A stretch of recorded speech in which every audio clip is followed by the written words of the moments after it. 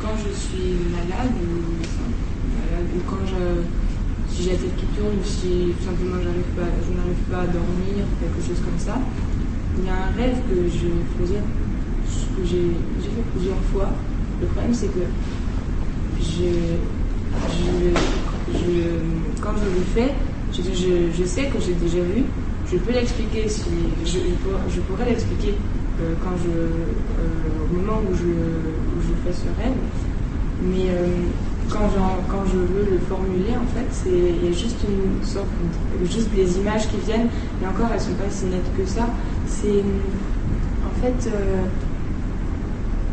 il y a un banc, et je crois qu'il y a une petite fille qui est assise dessus, enfin sur ce banc. Quoi ? Une petite fille qui est assise sur ce banc. Parfois le banc est vide. Et derrière ce banc, il y a.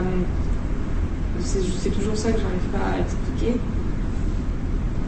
C'est en fait quelque chose d'étrange. En fait, comme si c'était le chaos tout autour.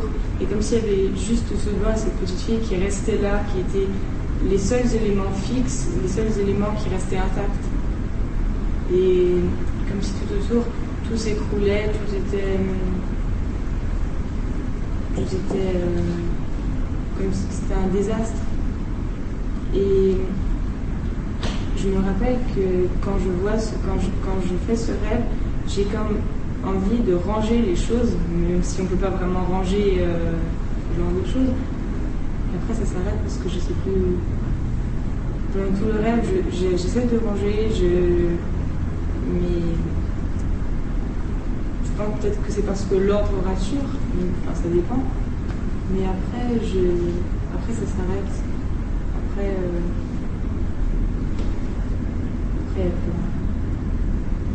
Donc tu vas pouvoir avoir toute une longue vie pour consolider le banc, pour pouvoir mettre des informations dans ton cerveau, pour pouvoir justement les organiser. Ce qui est autour du banc, parce que justement... Et oui, justement, c'est pour ça que le banc, il est la marque de l'organisation, il est la stabilité. En plus, la petite fille, ça n'a jamais l'air de la gêner. Elle est assise. Si je me souviens bien, elle a juste la tête baissée. Je sais plus ce qu'elle fait. Elle est juste assise, mais il ne se passe rien. Rien ne la touche, rien ne l'attend. C'est bien. Moi aussi, le fameux rêve où je vais tout en bas et je suis accrochée par les pieds. Ah oui. Oui.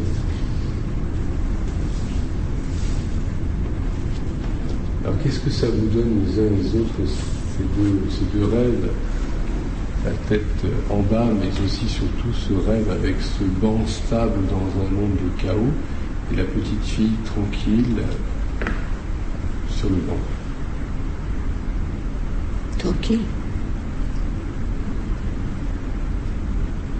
Non. Non.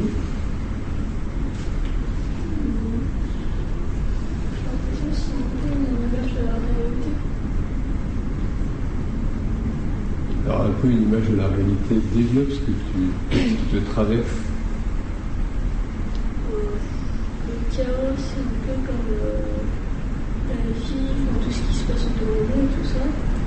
Et le banc, c'est un peu comme notre part dans la vie, et la petite fille, c'est un peu comme si c'était nous. Oui.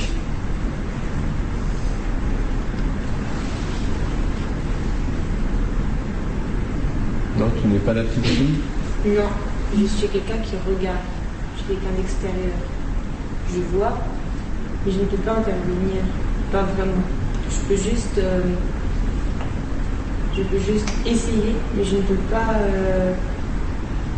je me réveille et je n'ai pas fini de ranger. Et quand je refais ce rêve, il faut que je tourne par à zéro, il faut que je recommence à ranger.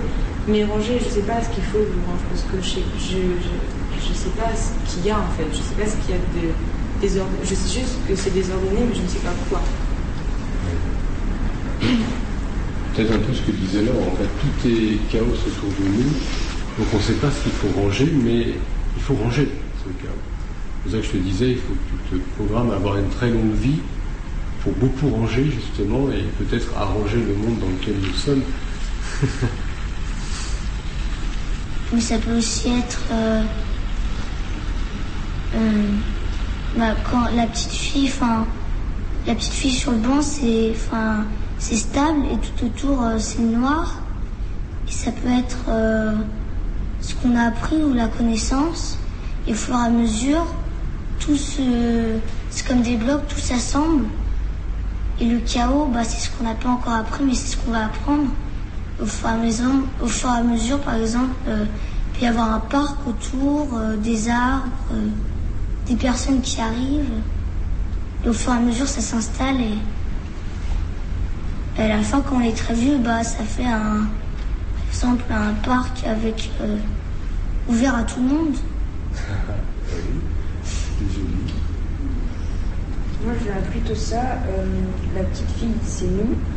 Le banc, c'est quand on dort.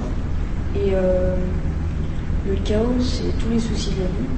Et ce qu'on fait, c'est on ne se soucie pas de ce qu'il y a dans la vie, mais on s'occupe plutôt de ce qu'on est en train de faire.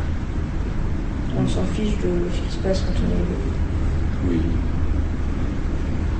Et toi, Thibaut, as-tu une idée?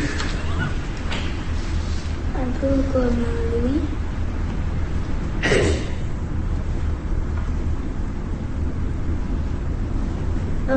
En fait, par exemple, si le chaos c'est la pollution, on fait rien pour arranger la pollution.